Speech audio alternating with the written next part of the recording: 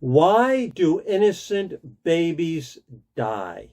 Hello, everybody. This is Pastor Willie, and this is the encouraging word for today. We all have questions. Some of them are hard questions. Some of them don't even have an answer. And one question that we ask is, why do babies die? Why do bad things happen to innocent babies? Why do people suffer for no reason of their own? They step off the curb and a truck knocks them into the air. Some people would conclude that because these things happen, there's no God. We live in a random universe. Others would conclude that if there is a God, they would never want to follow a God who allows innocent babies to die. One of the consequences of David's sin of adultery with Bathsheba and his murder of her husband is found in 2 Samuel 12:15. And it's a shocking verse. Listen to what 2 Samuel 12:15 says. After Nathan had gone home, the Lord struck the child that Uriah's wife had borne to David, and he, the child, became ill. The Lord struck the newborn baby with sickness, and the sickness would eventually lead to death.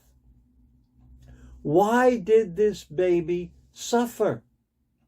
The baby did nothing wrong. David did everything wrong. Not the baby. Why should the baby suffer? Now, it's important not to ignore questions, real questions, hard questions. Satan seeks to use that question in people's lives to question God's goodness. So follow me along as I explain. God never intended for babies to suffer or die. God's intention from the beginning is that the world he created would be perfect in every way. He created it perfect. There was no death, no sickness, no tears. Everything was perfect. Babies would not die. Yet Satan tempted Adam and Eve, and they fell into the temptation and sinned. And the sin principle entered our world. Our world no longer was perfect. It was broken. Even creation became broken. And every person born of a mother in this world was born broken. And sin continued. And sin has consequences. But you say, but God doesn't care. He just allows it to go on, and babies to suffer, and babies to die. He does care.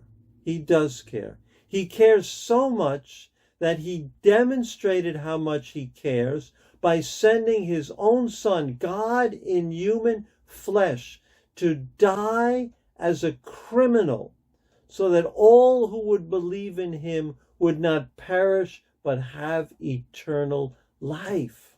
And God is building or rebuilding the world to be as he created it to be, perfect. Now we live in an in-between time, between the first perfect world God created and the one that is coming.